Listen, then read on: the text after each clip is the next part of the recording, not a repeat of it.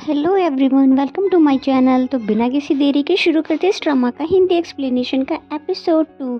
तो एपिसोड के स्टार्टिंग में हम देखते हैं कि जियांग जो कि अपने 5 स्टार होटल में आ रहा होता है, जिसके आते ही उसकी असिस्टेंट भी आए हुए गेस्ट के बारे में बताने लगी कि कौन कौन सी टेबल बुक हो चुकी है और किस किस टेबल पर किस एज के कस्टमर आने वाले हैं और उनको क्या क्या खाना है।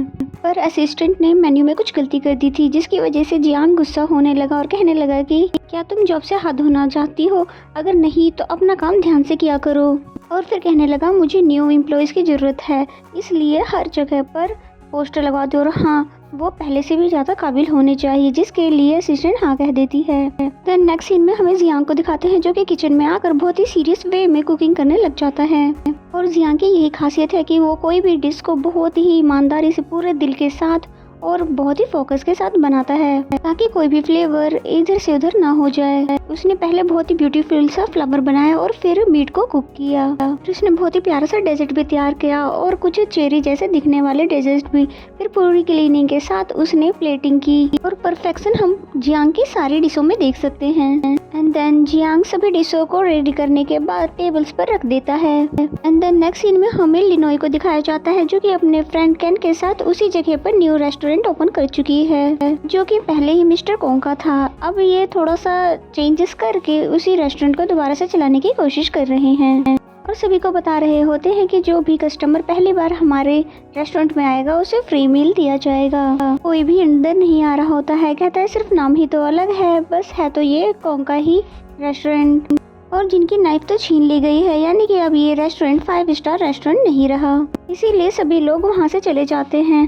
लिनोई और कैन उदास हो ही रहे थे कि तभी यहाँ पर जियांग आ जाता है, जो कि सबसे पहले लिनोई के हेड पे से लीफ को हटाता है और फिर बोला क्या वाकई ही फर्स्ट मील फ्री है? अगर ऐसा है तो मैं वाकई तुम्हारे रेस्टोरेंट में आना पसंद करूँगा। तो ये सुनकर वो दोनों एक दूसरे को देखने लग जाते हैं और अब कोई ऑप्शन नहीं था उनके पास, इसलिए ये दोनों मान जाते हैं क्योंकि जियांग उसका फर्स्ट कस्टमर जो है। और फिर जैसे ही लिनोई कुकिंग स्टार्ट करती है तब जियांग भी यहाँ पर आकर बैठ जाता है और ये बताता है कि किचन के बाहर लिखा हुआ है किचन में आपका स्वागत है। तब लिनोई गुस्से में कैन को देखती है क्योंकि बोर्ड पर ऐसा शायद कैन नहीं लिखवाया होगा। और फिर लिनोई काफी गुस्से में जियांग की तरफ देखते हुए कुक करने लग जाती है, लेकिन जियांग को कोई भी फर्क नहीं पड़ रहा था, वो तो बस आराम से टाइम पास कर रहा था।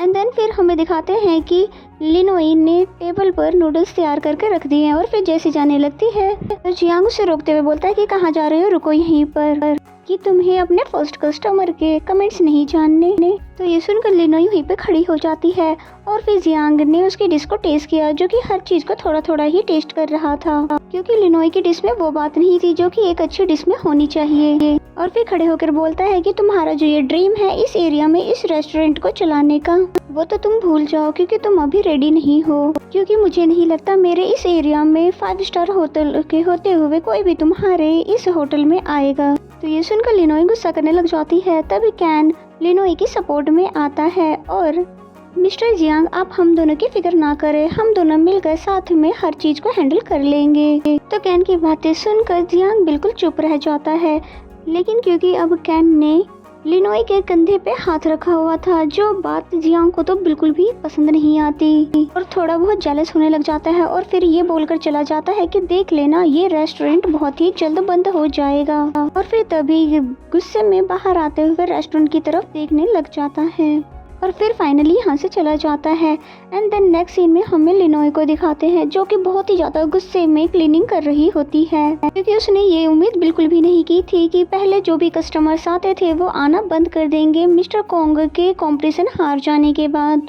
तब कैन ने लिनोई को चुप कराया और बिलीव दिलाया कि और हम दोनों जरूर कोई दूसरा रास्ता निकाल ही लेंगे, हम दोनों को बस एक दूसरे पर भरोसा रखना चाहिए। तो तब जाकर लिनोई का मूड थोड़ा ठीक होता है और फिर दिखाया जाता है कि सरप्राइजली यहाँ पर कस्टमर ने आना भी शुरू कर दिया है, जिन्हें देखकर ये दोनों बहुत ही ज्यादा हैरान हो जाते हैं और फिर पूरी ईमानदारी के साथ ये लोग उस कस्टमर्स को अटेंड करना शुरू कर देते हैं। और फिर दिखाते हैं कि अब काफी देर हो चुकी है, यानी कि रेस्टोरेंट बंद करने का टाइम है, कि तब लिनोई की नजर जूठी प्लेटों पर पड़ती है तो वो बहुत ही ज्यादा हैरान हो जाती है कि आज इतने सारे लोगों ने इतना सारा खाना वेस्ट क्यों कर दिया है।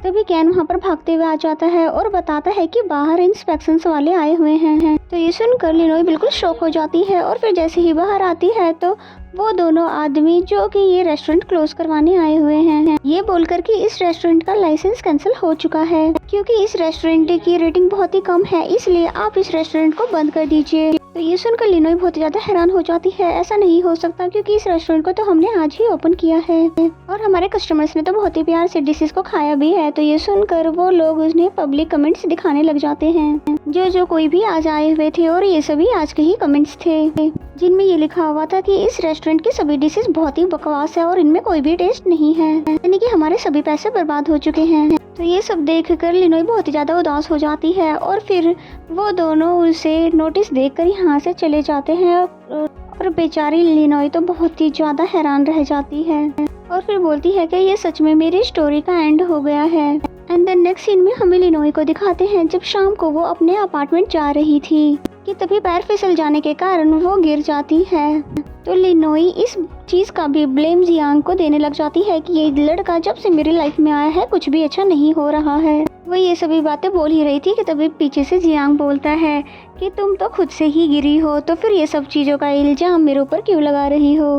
तो लिनोई बिल्कुल हैरान हो जाती है और पूछती है कि तुम यहाँ पर कैसे, तुम्हें फिर से किसी की नाइफ छीननी है जो तुम फिर से यहाँ पर आ गए हो। जिस पे जियांग ने बोला क्या तुम्हें ये जगह कुछ ऐसी लगती है जहाँ पे मैं खड़े होकर किसी को चैलेंज करूँगा, बल्कि मैंने तो यहाँ पर रिसेंटली एक अपार्टमेंट बाय किया है और इसलिए मैं यहाँ पे खड़ा हूँ। तो ये सुनकर लिनोई बिल्कुल चुप हो जाती है और फिर बिल्डिंग नंबर पूछने लग जाती है जिसपे जियांग बताता है कि 13। तो ये सुनकर लिनोई को और भी ज्यादा गुस्सा आने लग जाता है कि ये तो मेरा भी अपार्टमेंट है, तो इसका मतलब तो ये हुआ कि तुम मेरे नेबर्स हुए और तुम सच में मेरी लाइफ में मुसीबतें बढ़ाते जा रहे हो और तुम सच में एक बैड लक हो।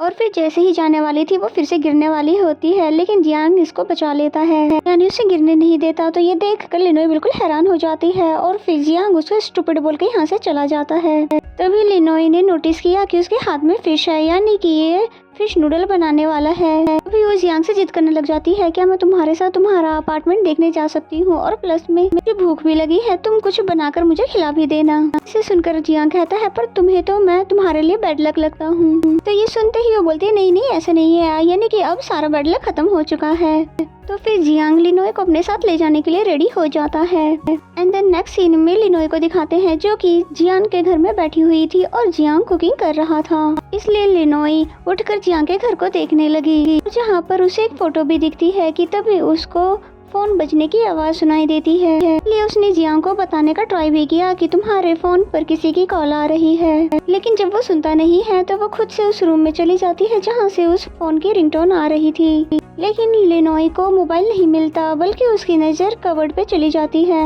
और ये वही कवर्ड है जिसके अंदर लिनोई की फोटो है। इससे पहले कि वो उसको ओपन कर पाती तभी यहाँ पर जियांग भी आ जाता है, जो कि लिनोई को यहाँ से बुलाने के लिए आया था। जिस पे लिनोई बोलती है, मैं तो यहाँ पर बस तुम्हारा फोन उठाने के लिए आई थी। तो फिर लियोन बाहर आकर बैठ जाती है, तभी जियांग ने उसको नूडल्स लाकर दिए और फिर खुद भी उसके सामने बैठ जाता है। और फिर जैसे ही लिनोई ने नूडल्स को टेस्ट किया तो बहुत ही ज्यादा उसको डिलीशियस लगता है और फिर वो नूडल को नॉन स्टॉप खाती ही रहती है। जियांग भी लिनोई को खाते हुए देख रहा था, यानी कि उसकी नजर तो लिनोई पे से हट ही नहीं रही थी।